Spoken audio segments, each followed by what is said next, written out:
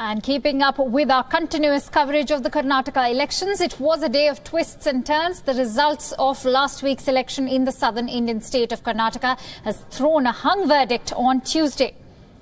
The BJP managed to win the most number of seats in the state assembly, but fell short of 8 seats needed to form the government. Later Tuesday, the Congress, which has been reduced to just 78 seats, said it is ready to offer unconditional support to JDS to form the government with HD Kumaraswamy as Chief Minister.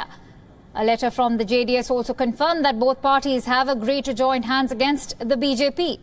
The leaders from both BJP and Congress-JDS combined had met the governor on Tuesday to stake claim to form the government. The BJP has said that it has won the mandate of the people. BJP's Karnataka face B.S. Yedurappa appealed to the governor to let his party prove majority on the floor of the assembly.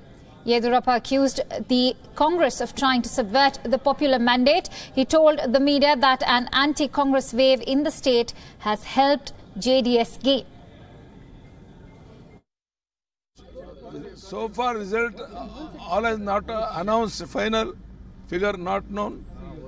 Shortly we will be knowing the exact figures, then we will work out the future plan. I don't want to discuss about JDS or Congress.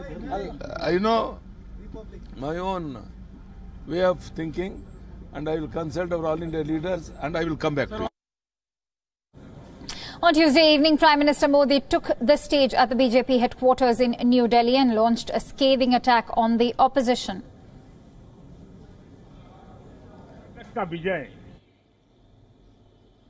असामान्य विजय है, अभूतपूर्व विजय है,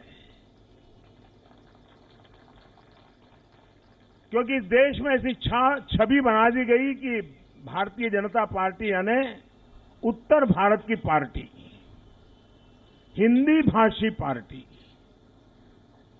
न गुजरात हिंदी भाषी है, न महाराष्ट्र हिंदी भाषी है, न गोवा हिंदी भाषी है, न असम हिंदी भाषी है, न नॉर्थ ईस्ट का कोई राज्य हिंदी भाषी है, लेकिन एक परसेप्शन क्रिएट कर दिया जाता है। एक झूठ फैलाने वाले लोग बार बार ऐसा झूठ फैलाते हैं कि फिर कोई व्यक्ति सोचने के लिए तैयार ही नहीं होता है। इस प्रकार की विकृत सोच रखने वालों को कर्नाटक की जनता ने बड़ा झटका दिया है। So what happens next? The ball is now in the governor's court. It's up to the Karnataka governor to decide who will get first shot at proving their majority, the BJP or the Congress-JDS team. According to the usual practice, the governor of the state has to first invite the leader of the single largest party to form the government. Since the Congress and the JDS have stuck up a post-poll alliance, it's up to the governor to take a call on whether to invite the alliance to form the government or not. The Bharatiya Janata Party and the central leadership does not believe in fair politics. They don't believe in democracy. They always believe in breaking the opposition political parties. This is what they have been doing since they have come into power at the national level. For the last 4 years, they have always resorted to bad practices in political life. They believe in breaking the political parties and form the government. This is what they are trying hard since yesterday. But we have full faith in our legislatures.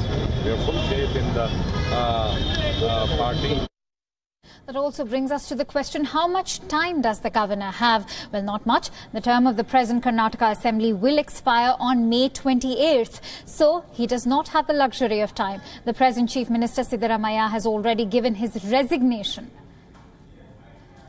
And to bring us more details on this news story, I am joined in by our special correspondent Jessica Taneja, who joins us live from the Congress headquarters in Bengaluru. Let's quickly go across to Jessica. Jessica, this is a very interesting turn of events. It reminds me of how BJP performed in Goa, Manipur and Meghalaya, and has that actually come back to bite BJP, especially if it is arguing that the governor is bound to invite the single largest party?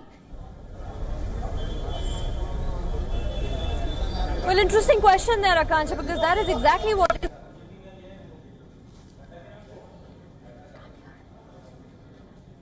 All right, we will try to reconnect with Jessica over there.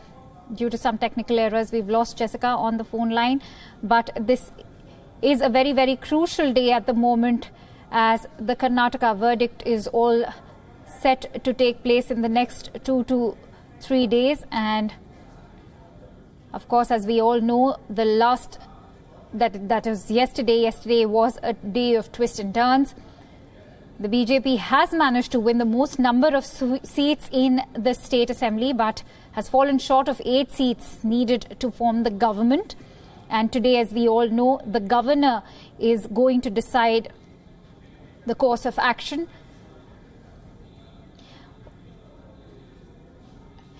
I am also joined in by our correspondent Pragya Jha, who is stationed currently outside the Shangri-La Hotel in Bengaluru, where the JDS meeting is currently taking place. And let's quickly go across to Pragya. Pragya, this is, of course, a very crucial day for a post-poll alliance that Congress and JDS are looking at. What is the latest news that you're getting from ground zero at the moment?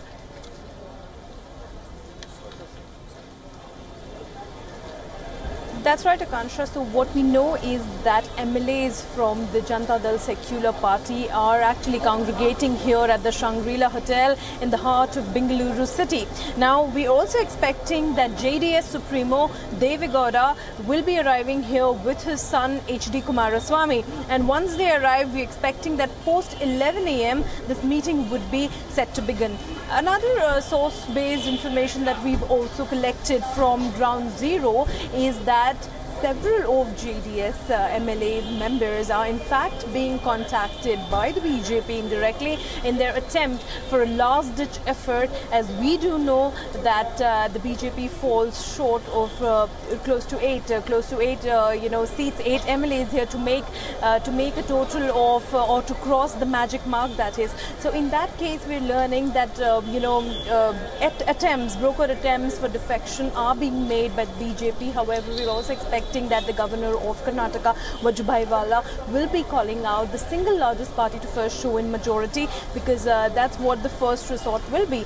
But the Congress, of course, has been alleging that the more number of days are given to the BJP, it would lead to attempts of horse trading. And it's also saying that there is another group, which means that Congress and the JDS in itself, which already has the numbers, and the government must invite the other group, that is the Congress and JDS, because we have the numbers and we can prove it. And so hence it's going to be a very interesting day today. The meeting that's going to take place is going to become, the finalized meeting between what the final number of MLAs and how the structuring of the Congress and JDS alliance is going to be like. So more or less, the Congress and JDS deal is sealed, and in fact they do have the numbers and they can go up to the governor. Given the opportunity, they will be able to show up that they do have numbers. Right, Pragya, very, very valid point made out by you over there, that this meeting currently of JDS in Bengaluru is to decide the number of MLAs that the post-poll alliance will hold between Congress and the JDS. I am also joined in by Jessica Taneja, who's currently stationed outside the Congress headquarters in Bengaluru. A lot of developments taking place over there. Jessica, that brings me back to my previous question. That this is a very interesting turn of events. Do you think the BJP's performance in Goa and Manipur and Meghalaya has come back to bite BJP, especially if it is now arguing that the governor is bound to invite the single largest party to power? Well, interesting question there, Akansha, because now the legal experts are of the view that even if you rely on the Bommai judgment, which says that there could be a pre-poll alliance of parties is more stable as a government to be formed in a particular state, or a post-poll alliance will always depend on numbers.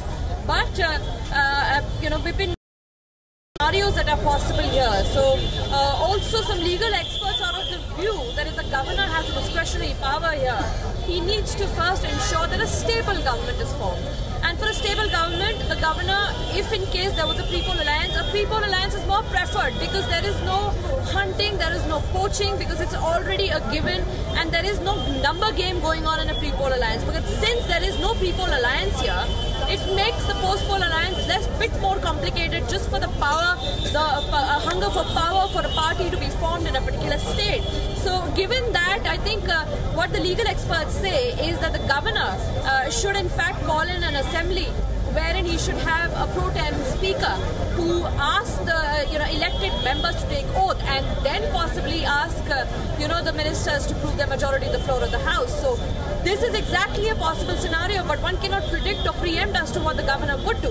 But what is interesting to see here is, will the governor take the same recourse as what the governors in the recent elections of Meghalaya, Goa and Manipur have taken, where they have not called in the single largest party with numbers, but instead for a post-alliance coalition parties. So it really... All right, let's also go across to Pragya, who's joining us live from the Shangri-La Hotel, where the JDS meeting is currently underway. Pragya, what are the, legal recourse options for the governor? As we know that in such a situation, the governor has all the power. Should the governor invite this alliance or the single largest party, which in this case is the BJP?